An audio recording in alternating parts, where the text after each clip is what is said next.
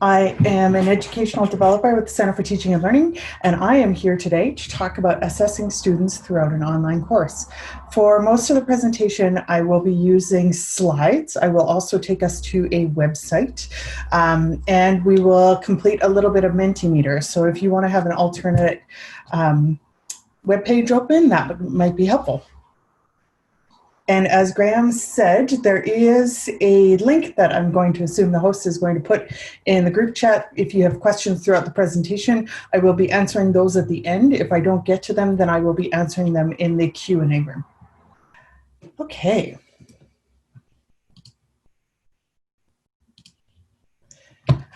Learning outcomes as usual. So by the end of the session, I would hope that participants can explain the need for teaching students to self-regulate their learning in online courses and apply several techniques of self, and I have a few peer assessment to their individual classroom circumstances. So to start, I want to talk a little bit about an experience that I had in Elk Island National Park. Yes, I realize this is not a photo, but we had something similar happen to us. So recently my husband and I were visiting Elk Island, and as some of you will know, they're known for their buffalo herds. So as we were driving, we came across a buffalo that was almost on the road, very, very, very close. So similar to this situation. Now, these buffalo aren't moving very fast, and so we came to a stop, and my husband asked, well, what do you want to do? So the lane in front of us was clear, but you know, these are wild and unpredictable animals that were bigger than our vehicle. So my husband knew as well as I did that if we waited, the buffalo would move in a few minutes, but he still asked me. So imagine if we had come across this site and not had the skills or the experience to deal with this. You know, we might have been thinking, do we wait for the buffalo to move? Do we try and drive past them? Do we try to drive off the road around these animals? Cars would probably be lining up behind us. They're honking because they don't know why the line's not moving. And this could have gotten very stressful. Well, it's roadblocks like these, when students don't know what to do and are presented with several options that they may not know what they are, that they're most likely to give up. Here they hit a roadblock and it's too hard. So in the classroom, we're there to cheer them on. We could say, well, what do you think you should do next? And we can ask those self-questions that Dr. Thomas was talking about this morning. We're there to help regulate students' learning. So unfortunately, most students struggle when they're trying to self-regulate their learning, and this is being shown in the literature. It's especially true if they've been in classrooms where they are closely supported by teachers. Over and over again, studies show that self-regulated learning is vital to student success in online learning. So what we need to do is build our course in such a way that students can develop these self-regulation skills. Now we are going to complete a Mentimeter. Some of you will be familiar with this, some of you may not. There's 3 different ways that you can join the Mentimeter. First is if you go to the website that I put into the group chat, it will take you to a website that looks like this, at which point you can click here to join Mentimeter, and it should take you, yes, to the Mentimeter, so you can enter your response there. Alternatively, you could enter www.mentee.com and use the code 135306. And if you have a QR code, you can scan that QR code and it'll take you to the right page. So I am good. Some of you have already started answering. That's great. And I will give us about, what do you think, a minute? 1 minute.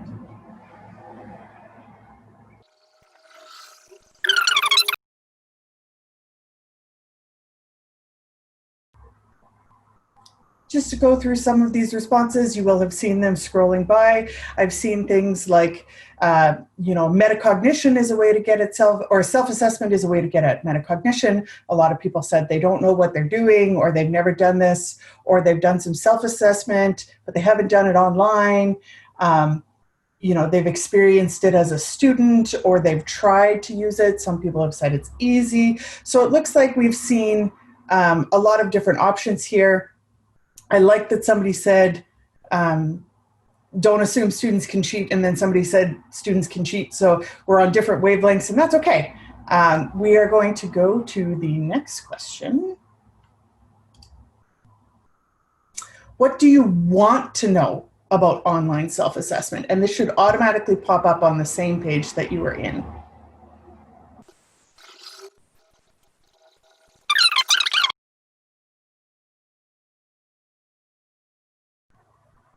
So I'm seeing a lot of things about how to self-assess, a little bit about why self-assessing, how to set it up so it can give students feedback, how to avoid cheating.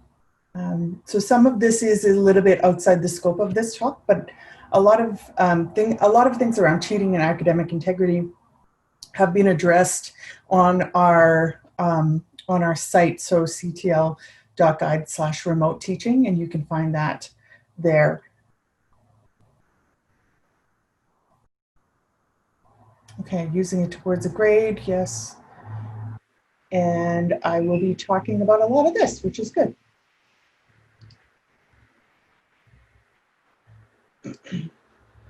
So I'm going to go back to our slide here. You can keep that page open. So this talk aligns very nicely with what Dr. Gregory Thomas had brought up.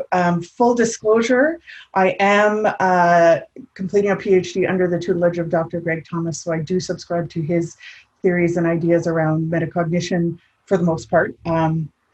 So I am talking and aligning with a lot of what he said this morning. But I'm bringing in that little bit about self-regulated learners, which relies on metacognition, but isn't necessarily the same things. So for self-regulated learners, we would expect if we had all self-regulated learners, students would all come to class prepared to engage with the material, they would take advantage of the learning opportunities during class, and they would create really meaningful learning experiences for themselves, both outside and inside of the class, and recognize that they control their learning and that their actions, not intelligence, determine their success. Not all of our students are these, unfortunately, but we want to teach them how to become these. So in their book, Susan Ambrose and her colleagues explain that self-regulated learners can assess the demands of any task. They can assess, evaluate what they need to know, and can complete the task.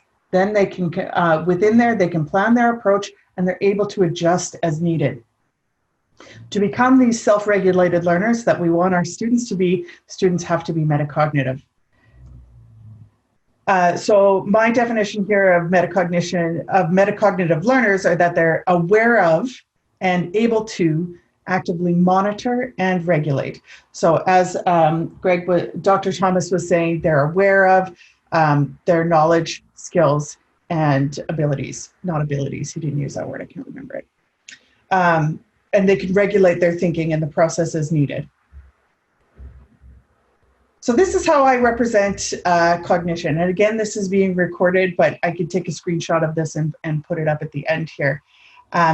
So it starts out in that planning phase that Dr. Thomas was talking about. Students are analyzing the task, they're making a plan, they're setting goals, they're visualizing. You know, this is all influenced by their beliefs about how well they can do. You know, he was talking about that calibration piece. It's influenced by their motivation and their expectations. And in this point, students are asking themselves, or should be asking themselves, things like, how can I complete this task? What do I need to do? After this, it moves to actually completing the task. In here, we see where the cognition happens. And Greg talked about cognition as the self-communication. So this is the self-communication of actually completing the task. This is the self-communication of making the plan. Here, I like to have students share, you know, why did you make the decisions you did? And this is what Dr. Thomas was talking about, making their thinking explicit.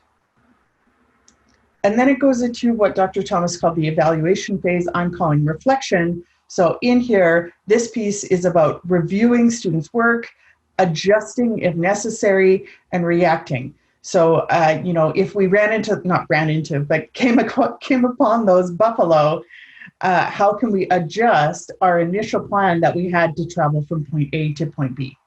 That would be part of reflection. Then we would come to our new plan back to forethought.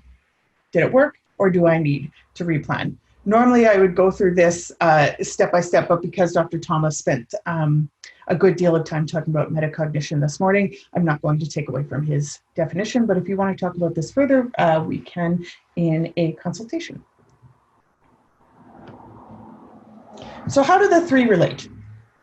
Self-assessment strategies promote metacognitive and self-regulated learning. We know this. To support metacognition and self-regulated learning, self-assessments should encourage students to do three things. First, make their thinking explicit. Second, reflect on their growth. And third, calibrate their expectations. So you'll hear this resonating from the talk from this morning. Ask students to share what they're thinking, ask students to reflect on or evaluate how they're doing, and ask students to compare what they're expected to do against how they are actually doing, even though I should say achieving, which is calibration. So from here on, that's the end of my theory. So I'm going to talk about some strategies that you could use to incorporate self-assessment into your classroom. I do want to note that most of the strategies that I talk about are formative assessment strategies, meaning I do not attach a grade to a lot of these strategies. Now, I know the immediate argument that would come up is, well, how can I get students to do it if I don't attach a grade to it? And that is a completely valid argument. So I do want to make it explicit that I come from the perspective of it is not my job to force students to learn. It is my job to provide opportunities for them to encounter that material and learn, especially in higher education. When I'm a former K-12 teacher, so when I'm in K-12, I do see my role a little bit differently. But knowing that I provide these opportunities for students to learn, and I make that very explicit. I give students things that they can talk about, things that they can engage with, but aren't necessarily for marks. So the first one, and one of the most popular ways to do self-assessment, and I saw this come up in our what do you know and what do you want to know piece, is quizzes. So one of the easiest ways to self-assess students to have students self-assess is non-graded. You could use low stakes graded quizzes. These can be really good for reflection and calibration. I do want to say if you use a lot of quizzes in your summative assessments, so if your exams are quiz style, like multiple choice, etc., teaching students to effectively complete these quiz questions is a great way to think about what EDI is required for students.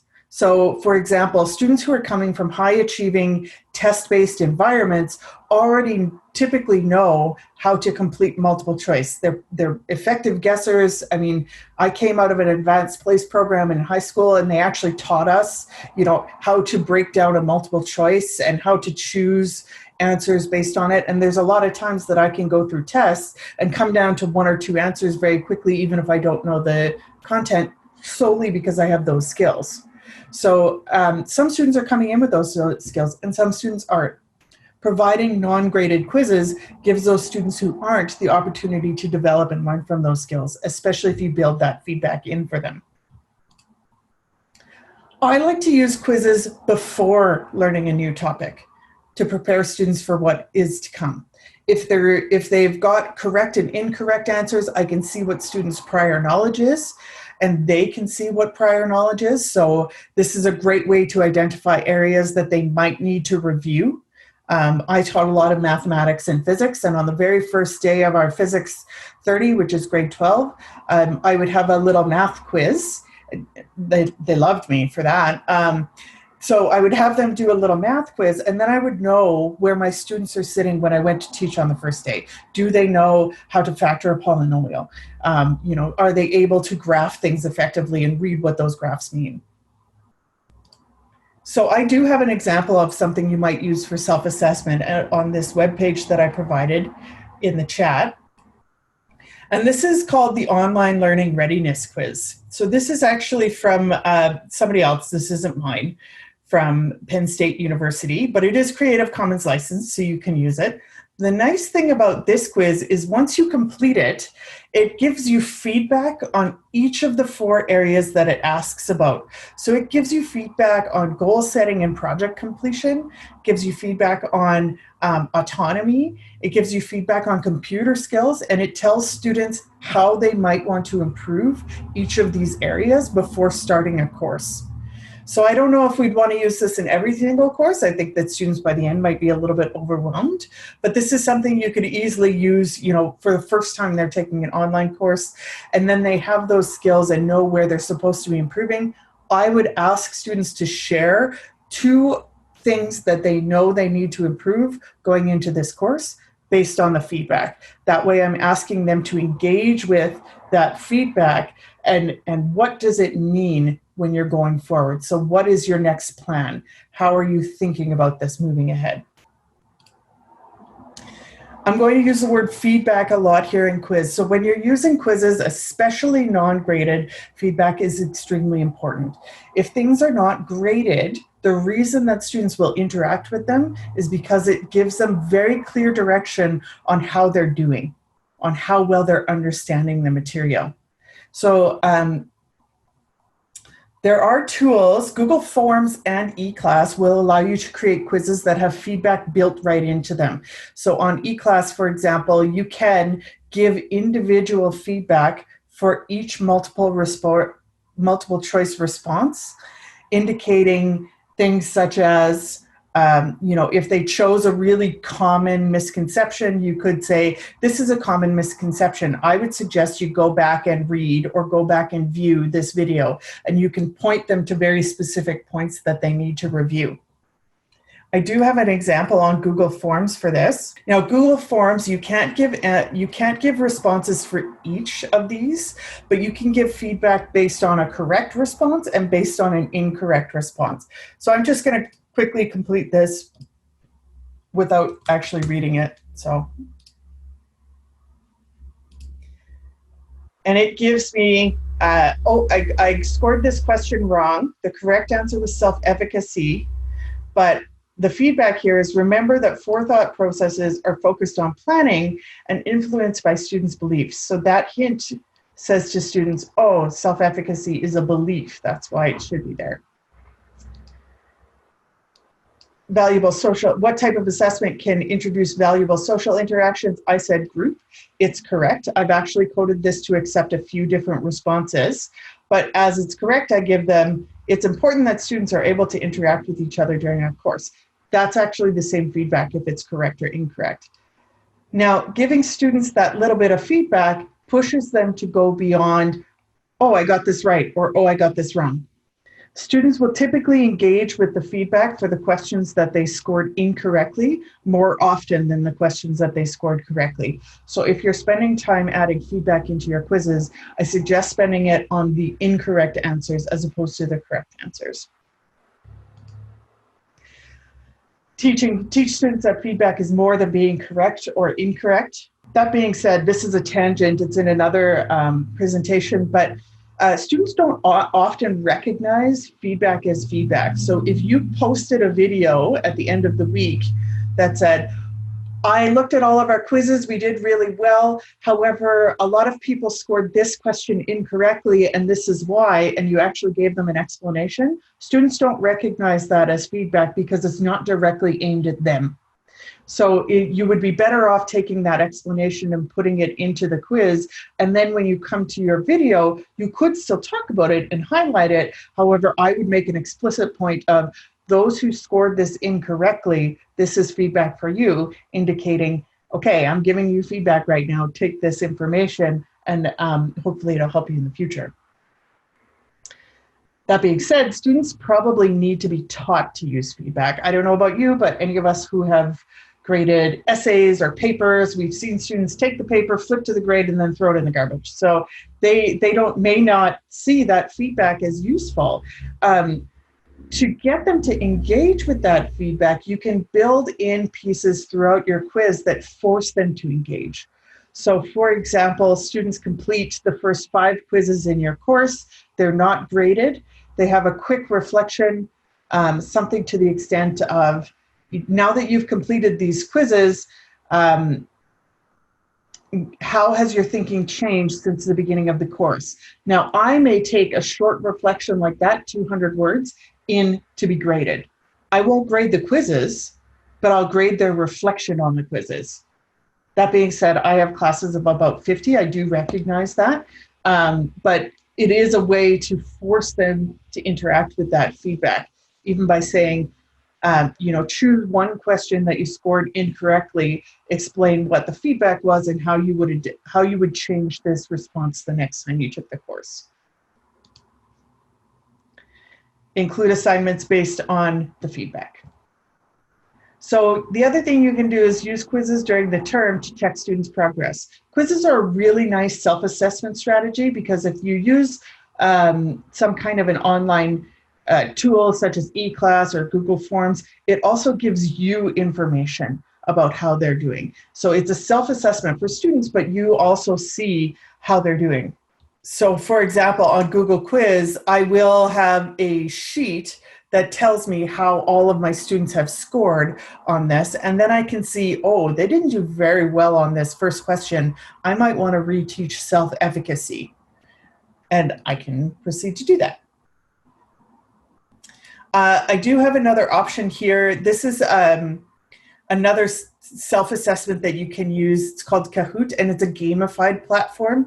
I tend not to use it in these presentations because it's only free up to 40, and I'm too frugal to pay for my own account. So, but it is an option. I know Graham always tells the story of he's used this with law professors, and even they get really competitive and get really into it. So students, this typically isn't a tough sell because it's got that little bit of gamification and competitive piece in there. Another self-assessment strategy is reflection. So remember, we're trying to make students' thinking explicit, get them to reflect on their learning, and get them to calibrate their learning. Reflections obviously meet that second point.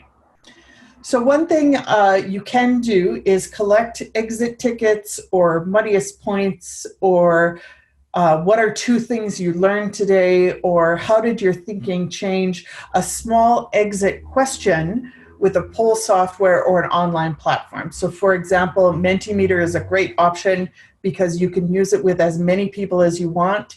And you can get 2 questions for free. After that, I think it's $7 a month or something for an education account. So it's fairly cheap. There is ePoll is another option. You could also use the feedback tool on eClass for these. However, one platform that I want to show is called Padlet. And Padlet allows you to have graphic organizers. So these are all the different types of Padlets that I could create. And the one that I would use for exit tickets is called a wall. On a wall, students write their information on essentially a sticky note and post it to the wall. So you might say, what is one question that you have remaining at the end of this class? They write that one question, post it on the wall, then you can address that in a follow-up video, or maybe you save them for your next Q&A time. They can also link to different websites, they can add videos, etc. Students can also engage with any of these other ways of learning. I'm showing this as an exit ticket, so I would probably use the wall function. Flipgrid is another good option, especially if you have a class of around 50 or lower. I don't think oh, here.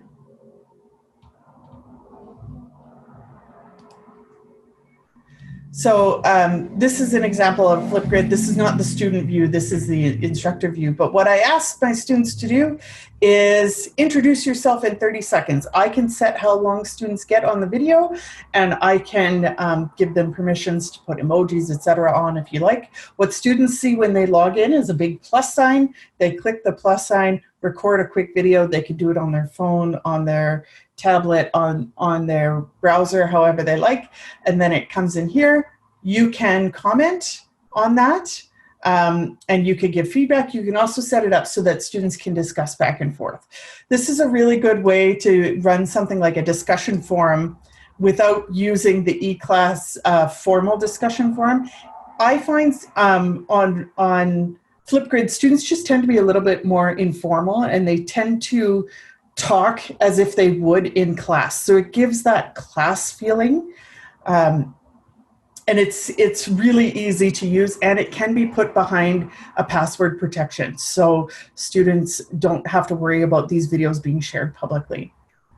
The last one is Voki, and I don't use Voki a lot. I've seen it used in K-12, but it is an option for audio reflections. It's similar to Flipgrid, where you would post an option, you would post a question, and then students record a quick voice response, and it automatically uploads it into a space that you can access. I don't have this to show because it's not free, but if you wanted to look into the educational pricing, that is something you could look into if you're more interested in audio reflections as opposed to video or written. Reflection and writing skills can be collected using Google Docs. So reflections, especially if you're in a class that is having them write something, for a larger summative assessment, I would suggest collecting some kind of piece of their writing, even if it's just 200 words. Have them reflect on a Google Doc and respond to an answer. And then on there, you can go through, you get a sense of how they're doing because you can see their writing.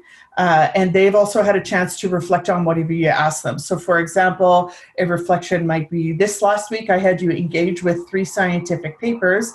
Out of those papers, we discussed this topic.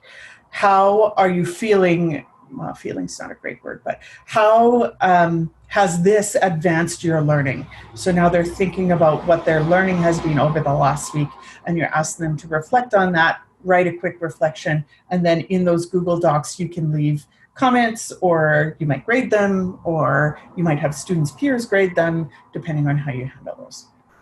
So something that, those true first methods, quizzes and reflections are pretty commonly what people use when they think about self-assessment. However, another good way to check students' learning and understanding and giving them a chance to think about how they're progressing is to use something that I'm calling conceptual change checks. So another use for self-assessment is to encourage students to check what they learn now, what they learn or what they know now against what they knew prior. So we've actually seen this. I started you off with, what do you know about self-assessment and what do you want to know? This is a commonly used tool in K-12 called a KWL chart. It's also got different names. This is the name that I use.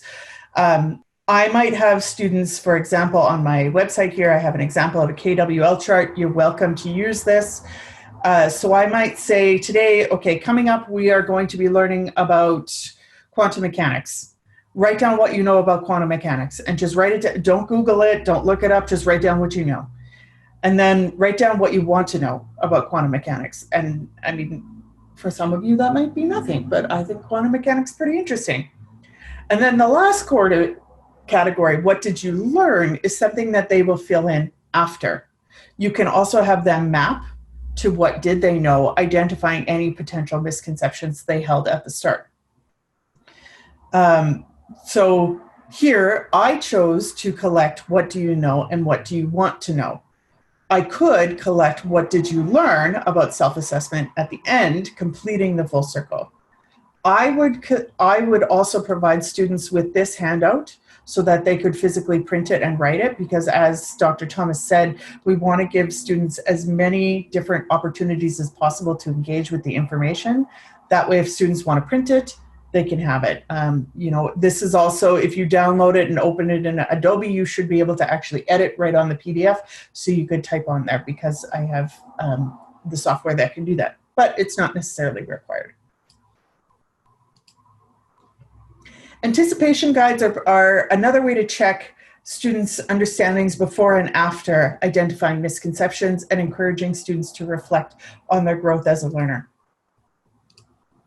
So what an anticipation guide is you're asking students what they know or think about a topic before learning about it. So for example, maybe we're learning about online learning, and I ask you to complete these 5 questions and answer them true or false. I'm not asking you any reasoning about why you're answering them true or false. Just answer true or false before you've done any research.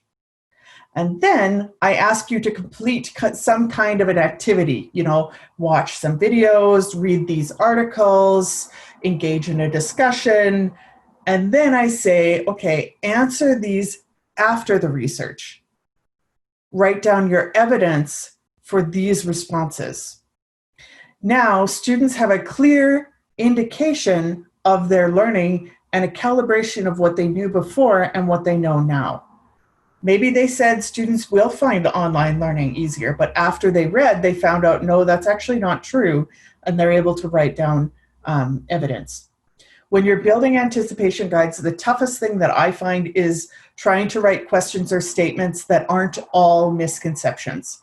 So I know it's very easy to put in misconceptions in there, but you do want to put some things to force that critical thinking.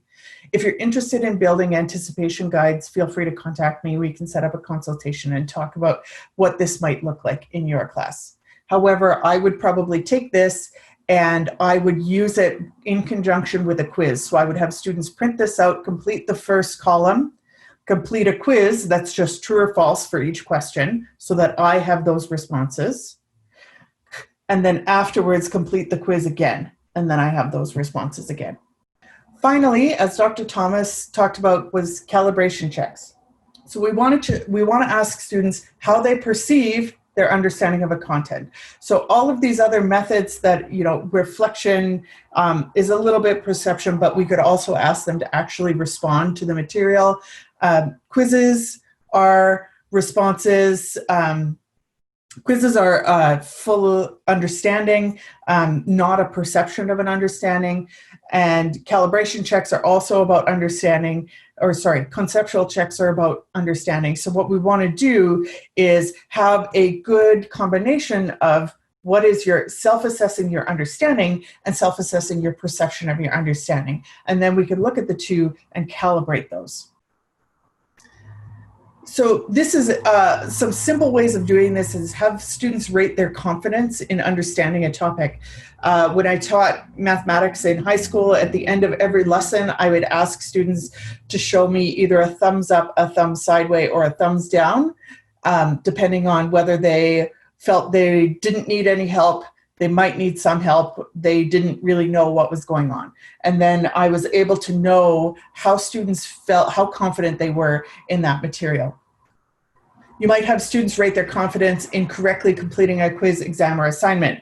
There was a wave in, especially medical education in the last decade or so on confidence-based assessment. This is a whole other topic. I don't know that I really want to get into it. But what they would do is students would complete a question and then they would rate how confident they were on their response in that question. Now, in this movement, they actually attach students' grades and the maximum grade you could get based on the confidence. I don't agree with that, but I do think it's good to have students check their calibration. How confident are you that you've gotten this question correctly? Because as a teacher, that tells me either, it might tell me that they have exam anxiety because they're not confident in any of their answers.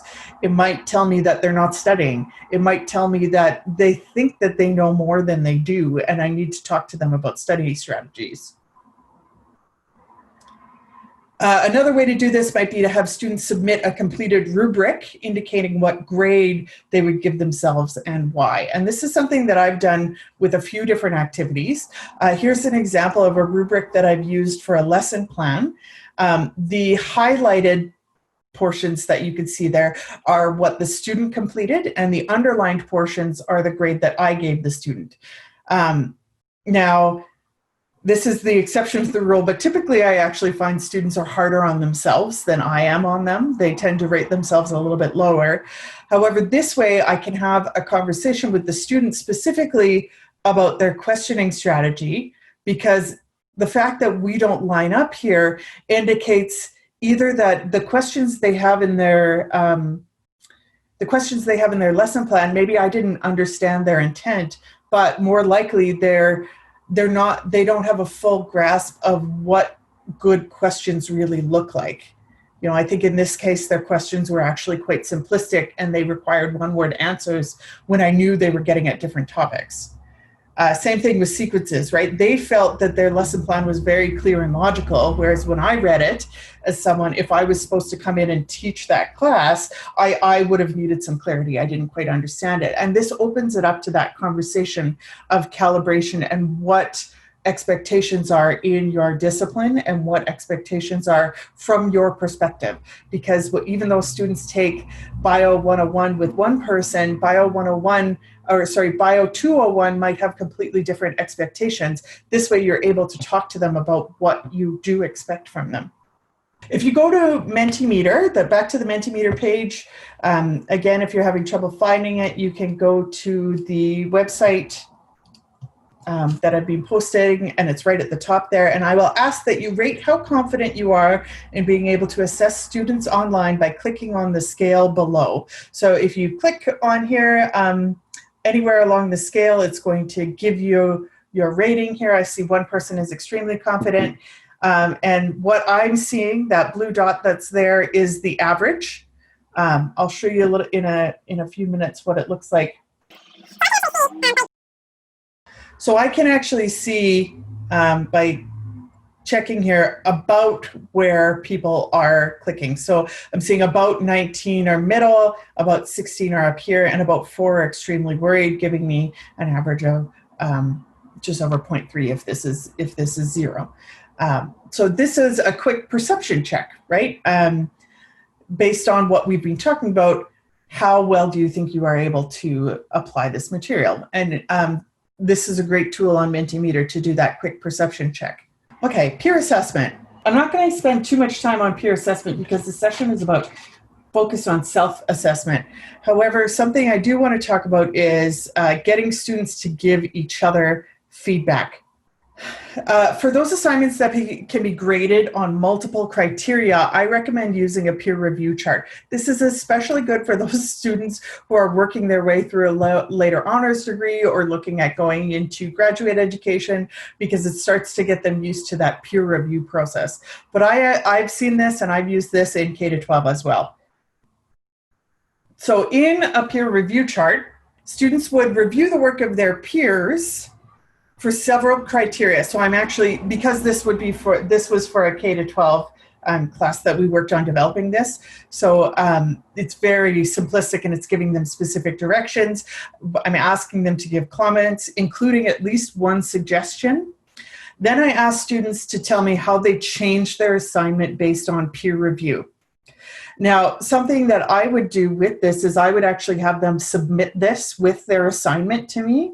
This is another way to prevent academic integrity infractions, because students have had a review from their peer and they've had to change it. So having that drafting process can prevent them from just going out and getting one paper and not doing anything with it.